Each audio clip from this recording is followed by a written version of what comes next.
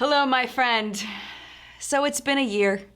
It's been a long year. Lots of things have happened this year. We've had some controversy and some craziness happen, and we've had some good products and some good times, but we've also had some really bad products and bad experiences. So, you know, if without the bad, then you don't have the good. So today, we're gonna be focusing on all the worst products that I tried in 2018. If that sounds like something you're interested in hearing about, hang tight. We're getting into it right now. Just like I do my favorites and fails countdowns, we're gonna be doing it the same way. We're gonna start with the 10th worst product that I tried, counting all the way up to the absolute worst product that I tried this year, which it was bad. It was really bad. So we're gonna go ahead and get started with number 10. Now, a lot of these products I don't even have anymore. I've either thrown them away or I've given them away. What I decided to do was I figured I would insert some video clips of the products so that you can see where they were in the video. So you can kind of see the progress of my videos through the year. The setup has changed quite a bit since January. Lighting's changed, all of that, so it'll be fun to kind of do a little Jen Loves Reviews rewind as well. The number 10 product is a product that I got in BoxyCharm, and it's by Pretty Vulgar, and it is their ink eyeliner. And I think one of the reasons why I was so disappointed in this is because it is so pretty. The packaging is absolutely gorgeous, but when it comes down to it, it was not a functional product. The pot was only about 1/3 of the way full. It was a very large pot, which I guess they had to do because of the design. You couldn't even see, when you dipped the brush in, you couldn't even see whether the brush was hitting the product or not. You had to kind of guess where the product was. And then the functionality of the eyeliner, I found that it smeared quite a bit, even though it went on pretty easily. The lasting power through the day was not good. I ended up with raccoon eyes. Just a really bad product. Number 9 is a recent dislike. It's the Dermovia Lace and Peel. Yay! This was also a BoxyCharm find.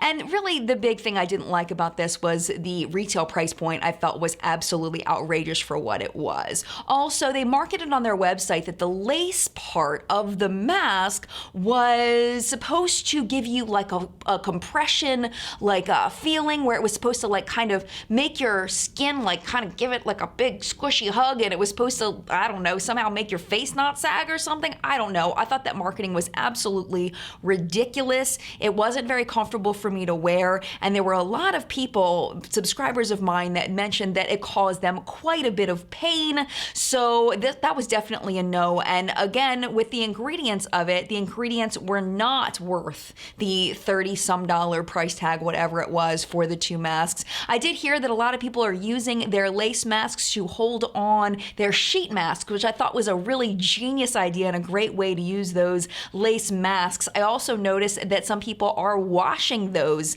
lace masks and reusing them. So, you know, it's not a complete loss, but the product itself I thought was just, it was pretty stinking terrible. Number 8 was one that I haven't talked about a lot on the channel. I think it was because it makes me so sad.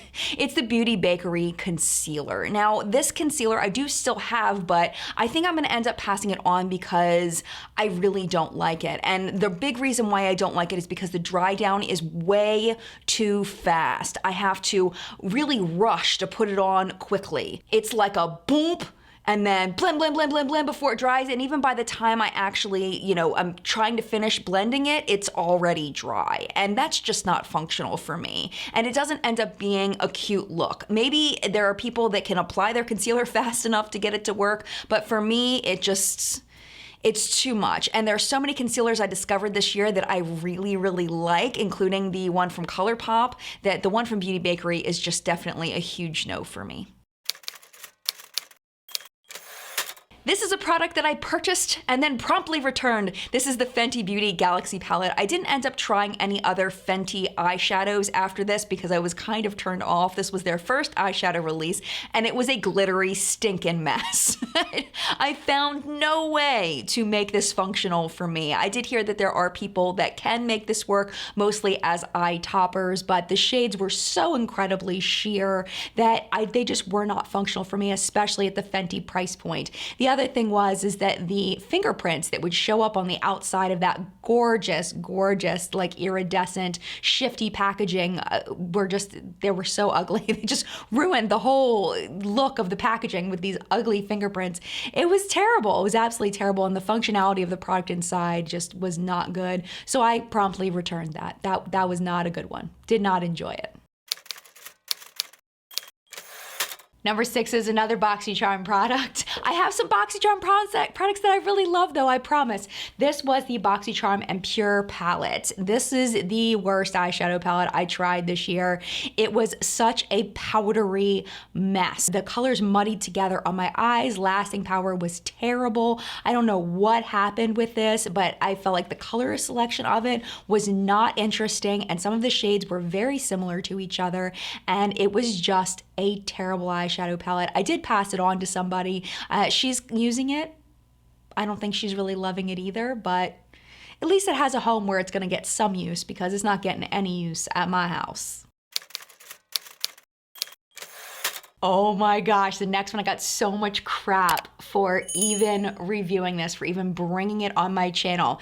Hashtag glitter isn't skincare was everywhere. The Glamglow glitter face mask. I put a picture of me trying it out up on Instagram, and my Instagram like erupted with, oh my gosh, I can't believe you're I can't believe you're even doing this. This is terrible. And I was like, no, it's a review. It's gonna be okay. And it is one of the worst products I tried this year. And the reason why is because it's marketed as skincare, but it's not skincare. It's just not. There's no skin benefits in this product when it comes down to it, especially considering denatured alcohol is one of the first ingredients in the product. It's basically peel off glitter plastic that could possibly dry out your skin and or irritate it. And it's just not a good product. If you're having like a Grease-esque sleepover party where you're, brushing and, look at me, I'm Sandra D. Like if you're having fun with that and you want to glitter up your face with your girlfriends, like I get that, like that's totally cool. Just don't expect there to be any skincare in there at all. It's a gimmick, and gimmicks are irritating. And I don't like them. I did not physically try the Too Faced Glow Job mask, but that one's pretty much the same thing. So, just so you know, that one's not skincare either. And the glitter is not meant to be skincare, but if you're gonna market something as skincare, at least somewhere in the mask, put something beneficial to the skin in some kind of concentration that may be somewhat beneficial, especially at the price point. Yeah, it's not good. Now we're getting into the really bad stuff. The Butter London Stroke of Wow eyeliner. This is one of those pizza wheel rolly eyeliners. It's not a functional product, at least on my eyes. I feel like in order to make this work, you have to, number one, you have to like a really thin line. Also, you need to be able to have a very steady hand. Also, you need to not have a single wrinkle on your eyelids that are not going to even move when you roll this thing across. If you've got eyelids, like 16-year-old eyelids, you might enjoy this, but for me, this was a huge no. Not a functional product, very difficult to work with. And the biggest thing that I really didn't like about it was the squishiness over in the corner of my eye. So if I tried to do some kind of wing with it, as soon as my eyes closed, it would smush into a moosh. And smooshing into a moosh for your eyeliner is not cute. I don't know if you've ever had a smooshy moosh, but it's not attractive at all. So yeah, that was a big no as well. Okay, this I did an entire video on, the Crayola makeup line. I'm not even gonna narrow it down to which product because it was all terrible. I have an entire video on it. I ordered it from ASOS. I was expecting it to be not great, but I wasn't expecting it to be as atrocious as it was. Oh my gosh. Horrible. The eyeshadows were powdery. The lip products and the eye products were the exact same formula. It was so weird. No thought whatsoever into actually making functional cosmetic products. It was just a marketing ploy, marketing scheme. I don't know anybody that was able to make those products work in a way that they could recommend them. Every review I saw of those products was awful. They were terrible products. Just, they were not good. I ended up sending them all back. And one thing I can say that's positive is that ASOS's return policy was fabulous. I didn't have to pay for shipping. Money went right back into my account. It was amazing. Other than that, stinking terrible.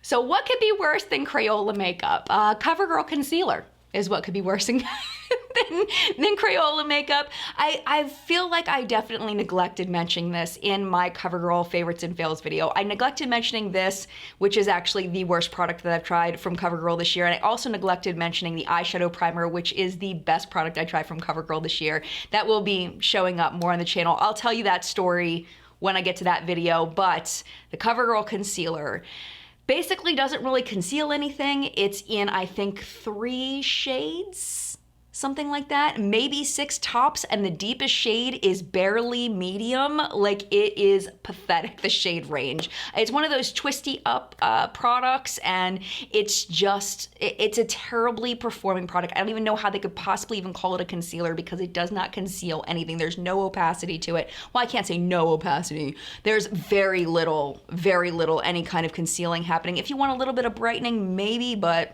overall, it's a big no. And the #1 spot, very well earned, as the worst product that I tried this year was the June Jacobs Papaya Enzyme Mask, which I know works for some people. It was not good for me, to say the least. I don't get irritation from skincare at all, or makeup products. I do not have sensitive skin in any way at all. And my face burned so bad after I used that product.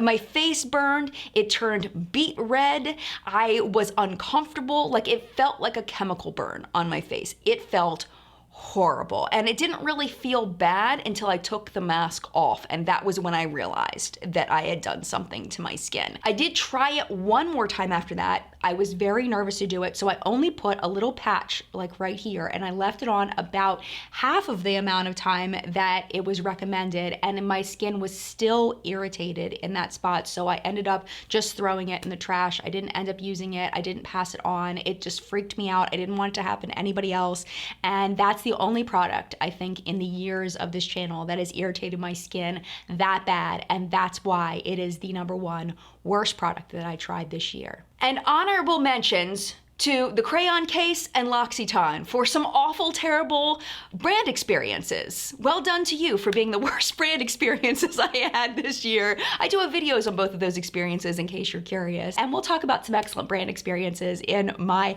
favorites video, which will be coming out hopefully very soon. Thank you so much for watching. If you enjoyed this video and you're not already subscribed, definitely subscribe before you go. And I would love to know what some of the worst product you tried this year down in the comments below in the collective brain of makeup awesomeness, because you're gonna help somebody today not to buy crap and to buy things that are totally worth it.